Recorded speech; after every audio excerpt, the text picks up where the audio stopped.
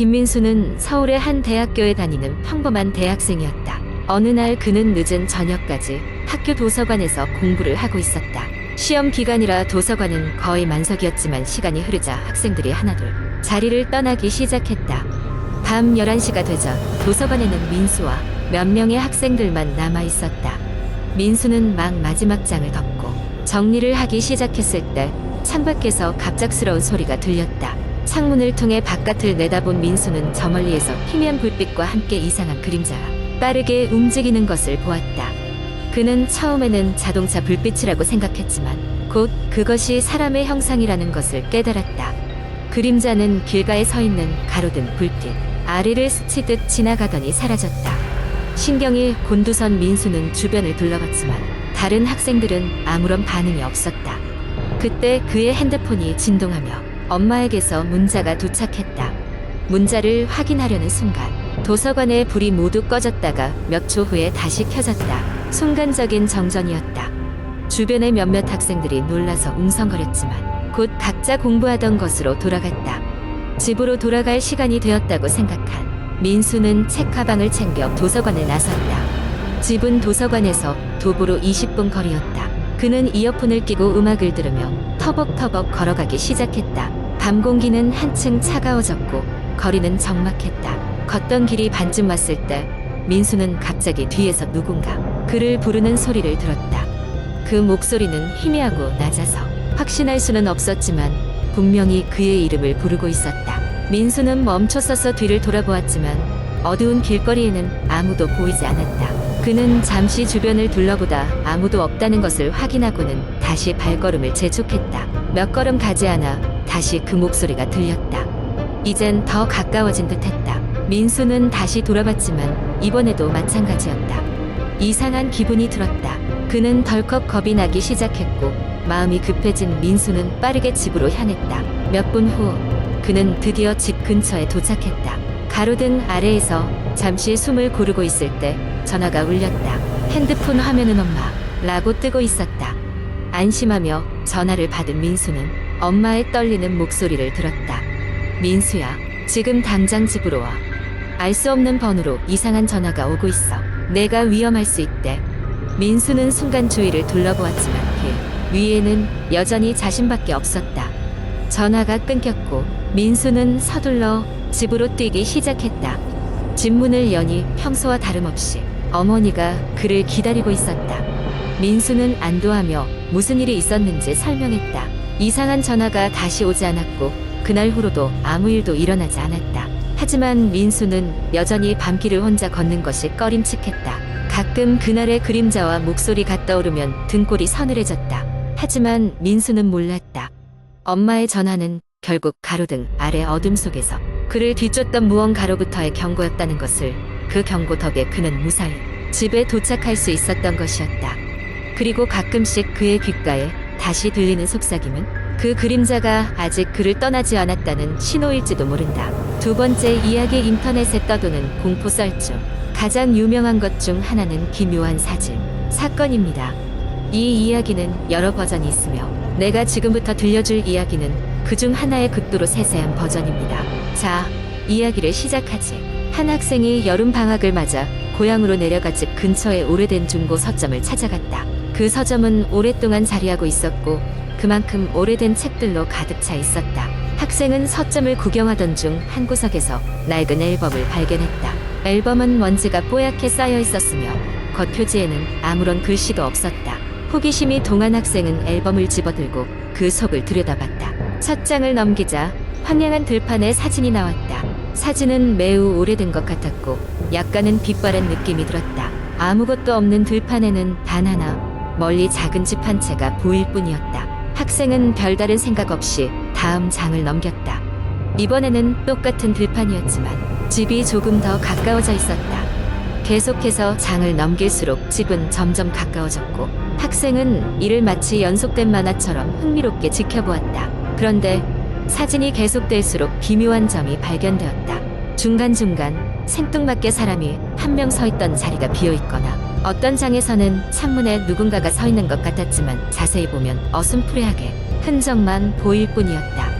그럼에도 불구하고 학생은 멈추지 않았다. 페이지를 넘길수록 집은 점점 더 크게 보였고 어느 순간엔 거의 사진 전체를 차지하게 되었다. 앨범의 뒷부분에 다다르자 사진 속 집의 현관문이 클로즈업되기 시작했다. 그리고 마지막 장에 다다랐을 때 사진은 텅 비어 있었다. 아니, 텅 비어 있다고 생각했지만 자세히 보니 사진의 구석에는 희미하게 글씨가 적혀 있었다. 다음은 당신 차례입니다. 순간 소름이 끼친 학생은 앨범을 덮고 서둘러 서점을 나왔다. 하지만 그날 이후로 학생은 계속해서 이상한 일을 겪게 된다. 집으로 돌아온 후 학생은 자꾸만 자신의 창문 너머로 누군가 보고 있는 듯한 느낌을 받았다. 특히 밤중에는 그 느낌이 사라지지 않아 늘 잠 설쳐야 했다. 며칠 뒤 비가 추적추적 내리는 밤 학생은 밖에서 들려오는 이상한 소리 때문에 깨어났다. 창문을 바라보았지만 이번에도 아무것도 보이지 않았다. 그런데 창문에 다가가 귀를 대자 누군가가 문을 두드리는 소리가 들렸다. 똑똑똑. 긴장감에 숨을 죽이던 학생은 결국 두려움에 떨며 창문을 열었지만 아무것도 없었다. 사건이 계속될수록 학생은 점점 지쳐갔고 결국 용기를 내어 다시 그 서점을 찾아가기로 결심했다. 그러나 서점의 주인은 앨범 따위는 본 적 없다고 했다. 그제야 학생은 앨범이 이상하리만치 자신을 끌어들였고 그 후로 벌어진 일들이 결코 우연이 아니라는 것을 깨달았다. 학생은 서점에서 나오며 마지막으로 서점을 바라봤다. 그리고 그 순간 서점의 창문 너머로 자기를 보고 있는 창백한 얼굴을 발견했다. 그 얼굴은 마치 웃고 있는 듯했다. 다급히 걸음을 옮긴 학생은 그날 이후로 다시는 그 서점에 가지 않겠다고 다짐했다. 그 후로 이상한 일들은 서서히 사라졌지만 한 가지는 변함이 없었다. 밤이 되고 창문을 바라볼 때면 여전히 누군가 자신을 지켜보고 있다는 느낌을 떨칠 수 없었다. 그저 이는 끝나지 않은 이야기의 시작일 뿐일까? 학생은 여전히 두려움 속에서 잠을 청하고 난다. 세 번째 이야기. 어느 날 서울 외곽의 작은 마을에 새로운 가족이 이사를 왔습니다. 그들은 도시의 복잡한 생활을 떠나 평화로운 시골 생활을 시작하려 했습니다. 가족은 부모님과 두 자녀, 그리고 커다란 골든 리트리버 한 마리였습니다.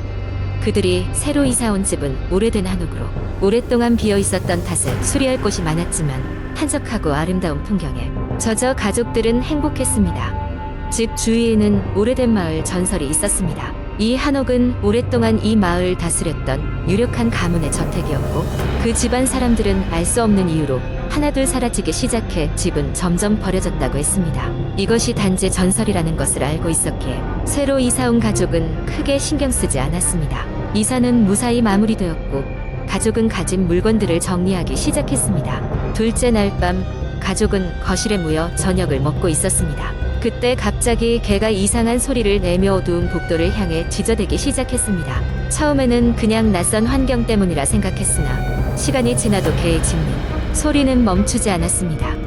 복도를 따라 나가보면 이상하게도 아무 것도 없는 빈 공간이었습니다. 며칠이 지나자 아이들은 점점 이 집에 있는 것이 불안하다고 말하기 시작했습니다. 큰딸은 밤마다 이상한 움직임과 속삭임 소리를 들었다고 했습니다. 부모는 이를 아이의 상상력이라 생각했지만 어머니도 이상한 꿈을 꾸기 시작하면서 분위기가 묘하게 돌아갔습니다. 꿈속에서 어머니는 항상 집 안의 낯선 방에 갇혀 있었습니다. 그 방은 실제로 존재하지 않는 곳이었지만 꿈에서는 이상하게도 너무나 현실적이었습니다. 방 안에서 무언가에 쫓겨다니는 기분에 시달리곤 했지만 깨어나면 아무것도 떠오르지 않았습니다. 한 달쯤 지나자 가족은 점점 이상한 일에 익숙해져 갔습니다. 하지만 그때부터 조금씩 끝날 것 같던 사건들이 점점 더 심각해졌습니다. 어느 날 집안의 벽에 붉은색으로 된 낙서처럼 보이는 글씨가 나타났습니다. 이는 마치 오래된 한자로 보였으며 가족들은 불안감에 빠졌습니다. 대체 누가 이런 짓을 할까 싶어 경찰에 신고했지만 경찰은 그저 청소년들의 장난이라며 대수롭지 않게 넘겼습니다. 그날 밤 아이들이 잠든 후 가장 무서운 일이 벌어졌습니다. 집 전체에 희미한 비명 소리가 길게 울리며 벽지 속에서 알 수 없는 기운이 뿜어져 나오는 듯한 느낌을 받았습니다. 아버지는 용기를 내어 소리가 나는 쪽으로 향했고 거기서 믿기 힘든 광경을 마주했습니다. 벽 뒤에는 숨겨진 공간이 존재했고 그곳에는 오래된 일기장과 이름 없는 흉상 그리고 일련의 사진들이 있었습니다. 사진 속에는 예전 이 집에 살던 가족들의 모습이 있었는데 문제가 하나 있었습니다. 그들은 마치 오래된 것처럼 보였지만 그중 하나의 모습이 지금의 가족들과 너무나 닮아서 요즘 사진이라 착각할 만큼 생생했습니다. 가장 뒤쪽 사진에는 이름 모를 소녀가 큰 개를 안고 웃고 있었고 그 뒤로는 어두운 그림자가 드리워져 있었습니다. 가족이 이 집에 사는 동안 만난 수많은 이상한 사건이 그제야 설명될 것 같은 느낌이 들었고 가족은 당장 짐을 싸서 집을 떠났습니다. 이후 그 집에는 다시 사람이 들어가지 않았습니다. 시간이 지나면서 그 집은 점점 숲에 묻혀갔고 마을 사람들 사이에서는 그날 이후 집 근처에서는 이유 없이 강아지들이 사라졌다는 이야기가 돌기도 했습니다. 몇 년 후 그 집을 지나던 여행자가 우연히 그 집을 발견하고 들어가 보았다고 합니다. 그 여행자는 잠시 머무르는 동안 그곳에서 이상한 에너지를 느끼고는 서둘러 자리를 떠났는데 그가 남긴 일기에는 그곳에 강아지 발자국이 가득했다고 기록되어 있었습니다. 마치 가족의 개가 그곳을 계속 맴돌던 것처럼 말입니다.